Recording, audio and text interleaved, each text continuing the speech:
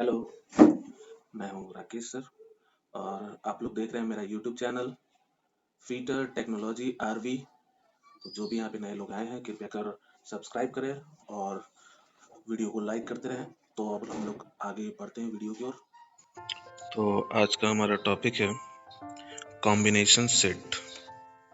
तो यहाँ पर हम लोग देखते हैं सबसे पहले तो यहाँ पे जो रखे हुए पार्ट्स हैं, इन पार्ट्स का नाम देख लेते हैं सबसे पहले हम लोग। तो सबसे पहले हम लोग यहाँ पर ये देखेंगे, ये है हमारा मेन स्केल।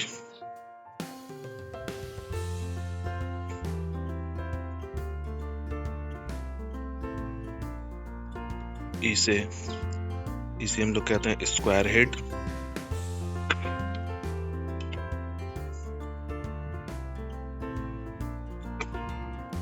इसे कहते हैं प्रोटेक्टर हेड।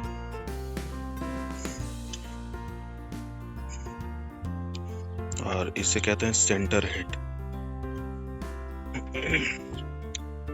तो अब इनके बारे में जान लेते हैं हम लोग। तो यहाँ पर हम लोग देखते हैं स्क्वायर हेड जो है,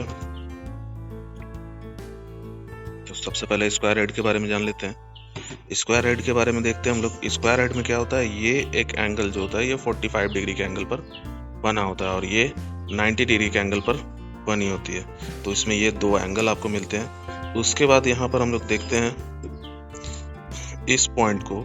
तो ये हरा वाला जो दिख रहा है इसे हम लोग कहते हैं स्पिरिट लेवल। इससे किसी भी समतल जॉब के ऊपर रखकर उसके लेवल को चेक किया जाता है। उसके बाद हम लोग देखते हैं इसके तीसरे पॉइंट को। यहाँ पर ये हिस्सा, इसको घुमाने पर ये बाहर की ओर निकलता है। तो इसे हम लोग कहते हैं पॉकेट स्क्रैबर। ये लाइन वगैरह खींचने के लिए, मार्किंग करने के लिए इसका यूज किया जाता है।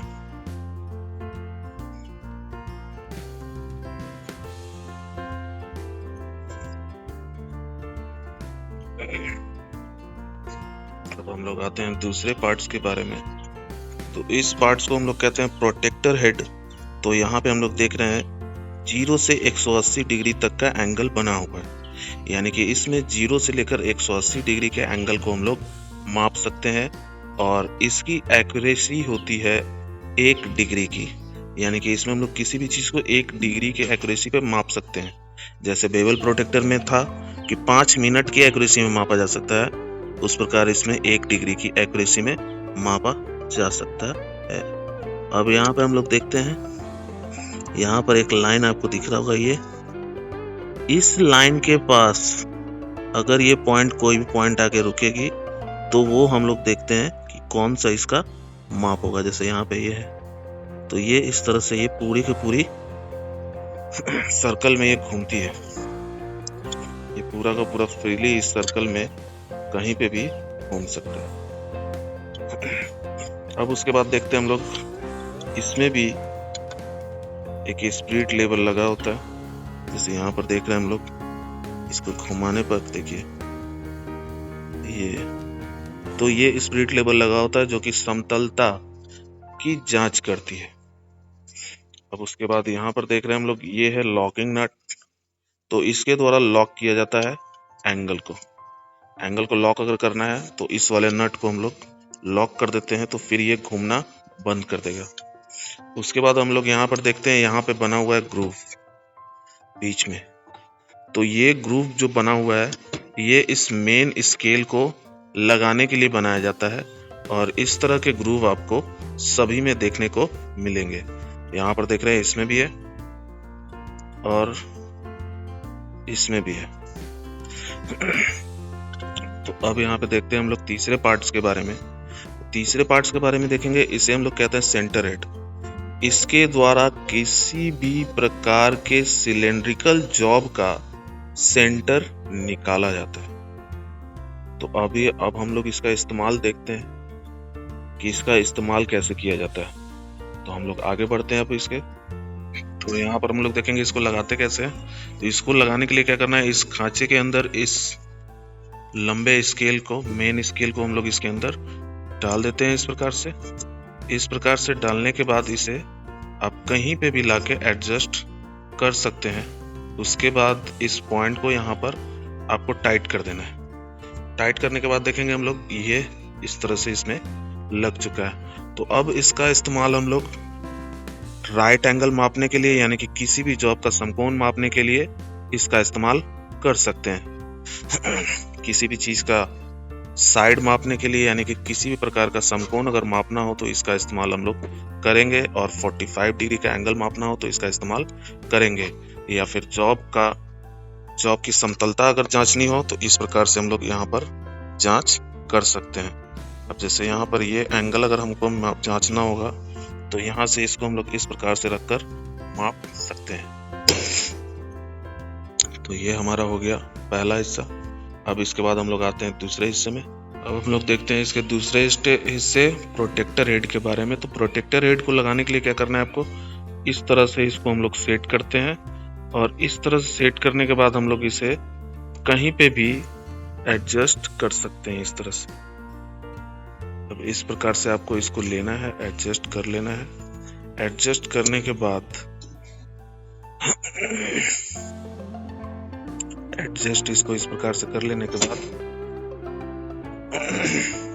ये आपका कहीं पे भी हो जाएगा एडजस्ट। उसके बाद इसको क्या करना है, आपको फिक्स कर देना है। तो यहाँ पर ये लाइन इसमें फिक्स हो चुका है। अब उसके बाद हम लोग क्या करेंगे, यहाँ से यहाँ तक एंगल हम लोग इसका माप सकते हैं। तो इसको एंगल को मापने के लिए देखिए हम लोग क्या करेंगे कि एंगल को कैसे मापा जाता है। जैसे यहाँ पर देख रहे हैं हम लोग, ये इस एंगल को अगर मापना है तो क्या करना है हम, तो इसको क्या करेंगे हम लोग, ये वाला जो स्केल है इसको हम लोग इस पॉइंट पर लाते हैं। यहाँ पर ये वाला बेस हो गया हमारा, और इस स्केल को आपको घुमाकर इस तरह से एडजस्ट करना है।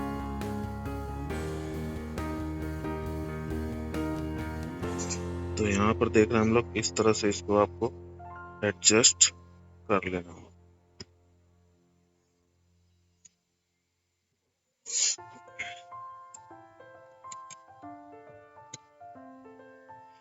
यहाँ पे देखेंगे ये इस तरह से एडजस्ट हो चुका है यहाँ पे। अब ये एडजस्ट हो जाने के बाद आपको क्या करना है कि इसके पीछे जो लॉकिंग नट दिया हुआ है, इस लॉकिंग नट को आपको फिट करना है। तो इसके पीछे वाले हिस्से में यहाँ पे लॉकिंग नट है। इस लॉकिंग नट को आपको क्या करना है, फिक्स कर देना है। फिक्स कर देने के बाद क्या होगा कि ये फिट हो जाएगा। तो चलिए अब हम लोग यहाँ पे देख लेते हैं कि इसका एंगल कितना दिखा रहा है। यहाँ पे जैसे स्टार्टिंग है हमारा 10, 20, 30, 40। तो 40 के बाद हम लोग देखेंगे कितना दिया हुआ है, 41, 42 और ये 43। यानी कि यहाँ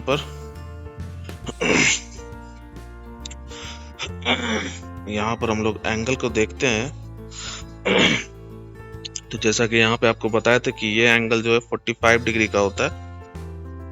तो आपको बताया था कि ये जो लाइन है, इस लाइन के पास हम लोग देखेंगे तो ये लाइन आप देखेंगे तो यहाँ पे आपको 45 डिग्री पे दिखाई देगा। तो इस प्रकार से हम लोग इसका एंगल निकाल सकते हैं। तो प्रोटेक्टर हेड के द्वारा हम लोग किसी भी प्रकार का एंगल जांच कर सकते हैं, और इसका इस्तेमाल मार्किंग के लिए भी किया जाता है।